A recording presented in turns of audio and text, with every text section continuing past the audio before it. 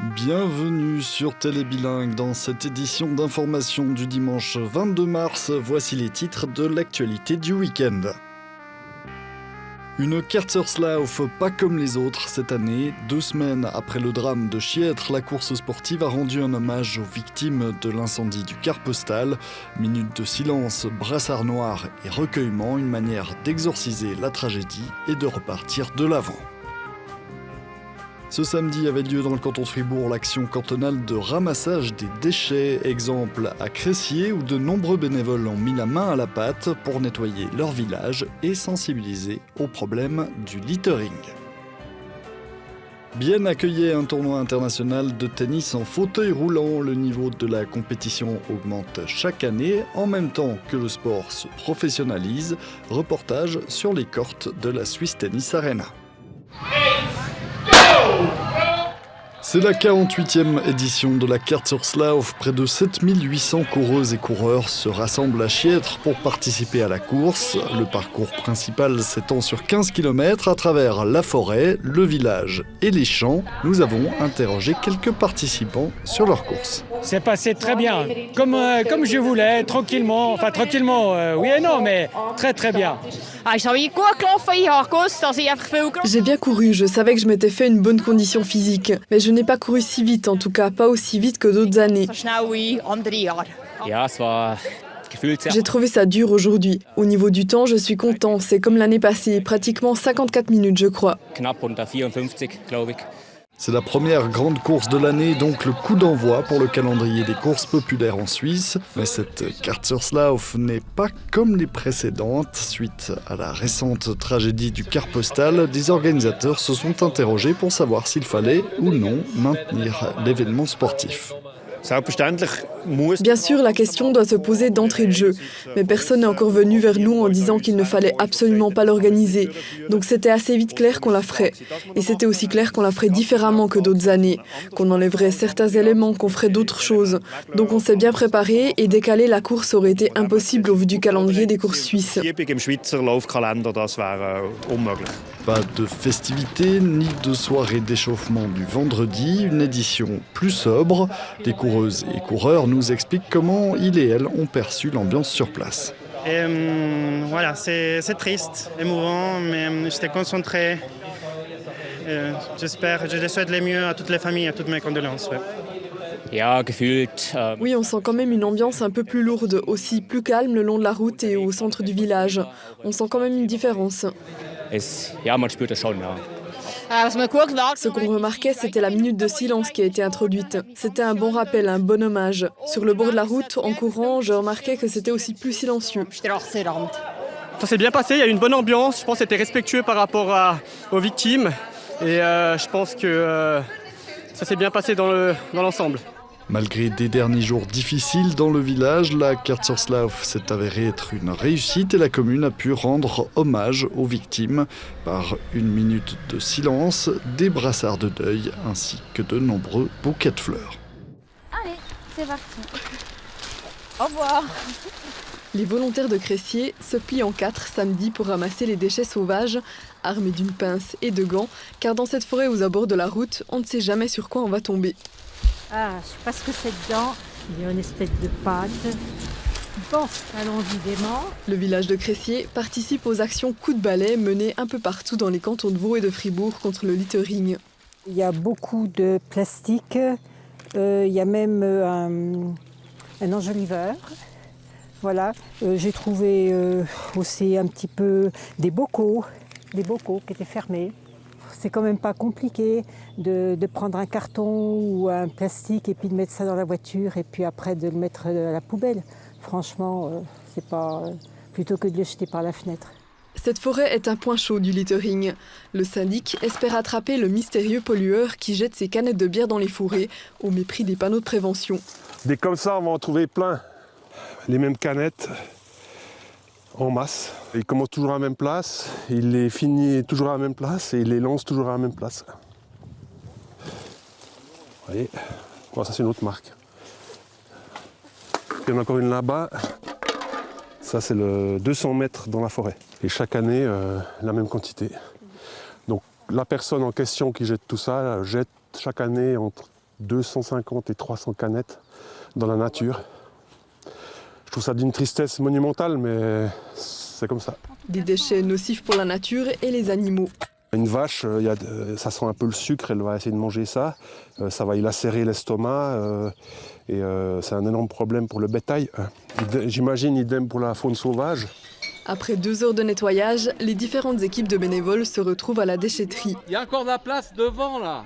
Bilan des ramassages, bien 800 litres de déchets. La voirie apprécie le coup de pouce. On consacre du temps pour ces choses-là, mais c'est une fois par semaine ou bien quand les gens de la voirie passent pour aller faire un autre travail ailleurs et puis ils s'arrêtent et puis ils ramassent des fois des boîtes, des bouteilles qui sont là au bord. Dernièrement, on a un employé de la voirie qui a passé 3 heures de temps à ramasser des sacs poubelles de gens qui avaient fait une fête à quelque part, on ne sait pas où, on n'a pas trouvé. Après, il y a les renards qui éparpillent tout ça, hein, les corbeaux aussi, les corneilles qui éparpillent tout ça. Puis ça, c'est des heures de travail qui sont payées par la communauté, en fait. Ouais. Le ramassage de déchets sauvages se chiffre à environ 200 millions de francs par an en Suisse. Les communes assurent près des 3/4 de la facture. On y va? Alors, qu'est-ce qu'elle a choisi? On va se lever. Sur scène est joué un échange tiré de la vie quotidienne et qui reflète une discrimination vécue. Quelqu'un est ignoré par le serveur au restaurant. Cet atelier de théâtre est organisé au Nouveau Musée Bienne dans le cadre de la semaine d'action contre le racisme. Les participantes et participants ont la possibilité de se mettre eux-mêmes en situation. Moi, je trouve que jouer du théâtre, c'est comme une salle de sport, une salle de gym. Donc, j'ai le temps aussi d'exercer et de pratiquer des choses pour après, dans la vraie vie, je peux mieux utiliser. Je remarque aussi que si j'ai le temps de pratiquer des choses, je commence à avoir l'habitude. Et après, quand je suis au restaurant, c'est plus facile pour moi de faire. Sinon, je suis un peu submergé par les émotions. Donc, jouer du théâtre, ça aide. Ça facilite un peu l'intégration. Ça facilite aussi les habitudes. Et après, c'est plus facile pour moi de faire ces choses dans la vie vraie au restaurant. L'objectif des organisateurs est de déconstruire le racisme, c'est-à-dire de pouvoir en parler à travers le jeu. L'événement est organisé par les associations Mosaïque et L'Inconfortable qui s'engagent contre les inégalités et la discrimination. Le but du spectacle aujourd'hui, c'est de proposer un format ludique et participatif. On passe en fait par le format du théâtre forum qui propose de jouer des scènes d'injustice, là surtout du racisme mais aussi du sexisme. Et ensuite, on arrête à un moment donné et le public est invité à donner ses observations mais aussi à proposer des solutions, c'est-à-dire des autres manières de réagir. Et ils peuvent carrément venir sur scène pour jouer un des personnages et tester ces solutions. Les comédiennes savent de quoi elles parlent et elles transmettent leur propre expérience. Le théâtre les aide à mieux se comprendre et renforce aussi leur confiance en elles. Pour Faiza Sissé, c'est aussi ce qui l'a poussée à embrasser une carrière de comédienne. Moi, j'ai vécu du racisme très tôt et quand on est sensible, on a envie de se cacher, on a peur du monde, on se dit en fait, je suis pas à ma place ici. J'ai pas le droit de parler, j'ai pas le droit d'être ce que je suis, j'ai pas le droit d'avoir cette couleur de peau. Et à 15 ans, à 12 ans même, j'ai découvert le théâtre et c'est là que j'ai découvert en fait que j'avais une voix, que j'avais la possibilité de m'exprimer, de partager des choses et ça a changé toute ma vie. La scène jouée sur scène invite à la réflexion et suscite des discussions animées. Les participantes ont de l'intérêt pour cet atelier de 3 heures et à la fin, chacune peut en retirer quelque chose. Ce qui est à emporter à la maison, c'est que ça soit reconnu par le grand public, que la société voie ça d'un autre œil. Le racisme n'est pas seulement une question de couleur de peau, mais aussi de genre, d'origine, de classe sociale ou de handicap. C'est ce qu'on appelle l'intersectionnalité. Comme le montre le spectacle de stand-up de Kasiwa Raïm Rotseter, l'humour permet aussi de lutter contre le racisme. C'est ainsi que l'atelier de samedi s'est terminé sur une note un peu plus légère.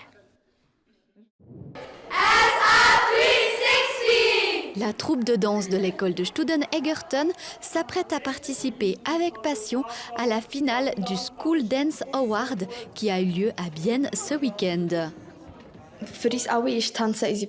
Pour nous toutes, la danse est notre passion.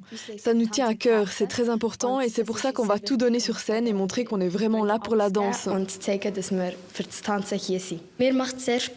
qui me fait plaisir, c'est de danser avec toute ma famille qui est ici. Et je suis aussi contente de danser avec Sonia. Tout au début, on avait ce niveau et maintenant on est là. C'est vraiment cool. Touche finale dans les vestiaires pour la troupe qui veut respecter le thème du concours, qui est cette année paillettes et glamour. Ça fait 8 mois que les jeunes danseuses perfectionnent leur chorégraphie. Elles sont prêtes, mais il y a tout de même une difficulté. Le plus difficile, c'est à la fin quand on a les yeux fermés. Ça, c'est le bandeau. À la fin de la chorégraphie, on le porte et on danse avec. Ça montre à quel point on se fait confiance, même avec les yeux fermés. Dernier entraînement devant le Palais des Congrès pour SA 360.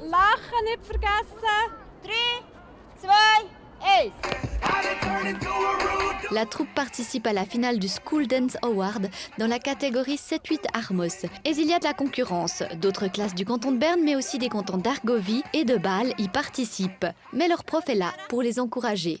Comprendre les jeunes danseuses, c'est important pour elles. On doit comprendre comme chaque enfant fonctionne. Ils sont tous différents, donc c'est pas toujours évident. Mais j'aime faire de la danse avec les enfants car ils sont toujours motivés. Et mon but, c'est de les aider à avoir confiance en eux, de leur montrer que même s'ils font des erreurs sur scène, ça ne fait rien. C'est justement le moment de monter sur scène pour la troupe.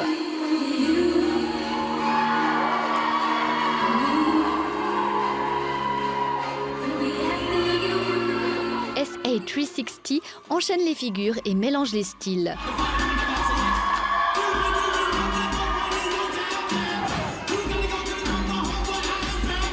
Danse contemporaine, afro ou encore hip-hop. Les danseuses doivent encore réussir la performance finale tant redoutée du bandeau.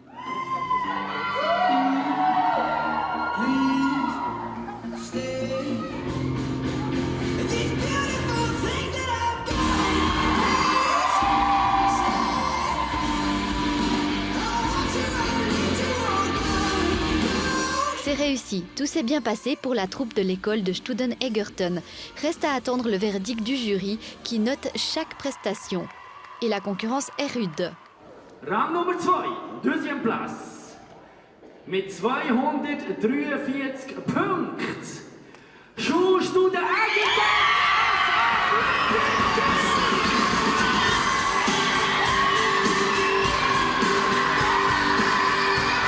Cette deuxième place comble de joie les jeunes danseuses. Je n'ai tout simplement pas les mots. Je suis tellement contente qu'on ait fait deuxième. C'est vraiment, vraiment magnifique. Je suis très fière de nous toutes. On a eu beaucoup de plaisir et c'est ça le principal.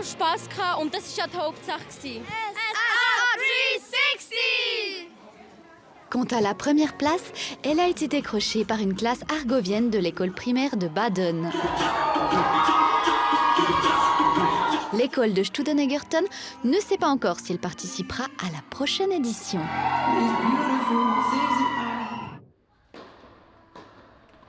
Nico Langmann est l'une des stars du tennis en fauteuil roulant. Ce samedi à la Swiss Tennis Arena, l'Autrichien de 29 ans fait honneur à son statut et se qualifie pour la finale du tournoi international de Bienne. Il participe au rendez-vous biennois depuis plusieurs années et selon lui, le niveau de la compétition ne cesse d'augmenter. Il y a quelques sportifs qui tentent d'arriver au top niveau. Personnellement, je peux dire que je suis professionnelle car je ne fais rien d'autre, c'est mon métier. Voyager autour du monde et jouer du tennis, c'est très beau. Mais les sportifs avec handicap doivent aller gratter leur financement eux-mêmes, à travers des sponsors, l'attention médiatique qu'il faut aussi gérer soi-même. Donc on est un peu des combattants solitaires, car il n'y a pas vraiment l'infrastructure nécessaire, les gains en tournoi ne suffisent pas à vivre et il faut aussi se vendre. Difficile donc de passer professionnel en Suisse, aucun joueur ne l'est. Il y a tout de même 4 représentants helvétiques dans le tableau principal du tournoi masculin, dont le biennois Raphaël Gremion. Lui qui est 12 fois champion suisse, il se sent un peu seul au haut niveau. Si on avait la chance d'être en Suisse, d'avoir aussi des jeunes joueurs qui venaient, ça pourrait aussi relever le niveau de jeu, mais malheureusement en Suisse, je suis toujours numéro 1 Suisse à 50 ans, donc moi j'attends aussi la relève, que des jeunes arrivent, mais malheureusement en Suisse on n'a pas encore de relève qui arrive. En Suisse on a tendance à faire ça plutôt comme loisir que professionnel, tandis que dans les autres pays c'est vraiment professionnalisé, avec coach, avec l'équipe qui vient, Et ils s'entraînent tous les jours et on voit vraiment la différence de ce niveau-là. Ouais. La professionnalisation passe aussi par les gains en tournoi. À Bienne, par exemple, le prize money se monte à 15 000 $. Les joueurs, ils arrivent plus ou moins à vivre du tennis. Il y a 10 ans en arrière, 15 ans en arrière, c'était pas du tout possible. Parce que la fédération a voulu que ça soit un peu comme chez les valides, même si le prize money n'est pas encore équitable, mais d'offrir cette possibilité aux joueurs en situation de handicap, en fait. Puis du coup, ça veut dire que plus d'entraînement, si on a des sponsors, ça veut dire qu'on peut aussi avoir accès à des coachs. Dans certains pays, il y a quand même beaucoup de soutien au niveau national, des écoles, ce genre de choses qu'on n'a pas encore ici en Suisse. Mais ça se développe de plus en plus. En Suisse, le sport en fauteuil roulant est intégré depuis 2020 dans le sport d'élite de l'armée avec l'école de recrues à Macolin. De quoi former les championnes et champions de demain et pourquoi pas de futurs vainqueurs du tournoi international de Bienne.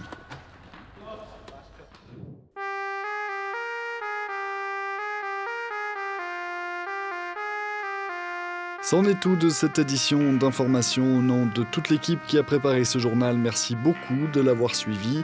Tout de suite, vous retrouvez l'émission Sport qui revient sur la Kaartsoerslauf, le sport comme vecteur d'espoir et de solidarité après le drame de Chiètre. Bonne suite de programme sur Télébilingue.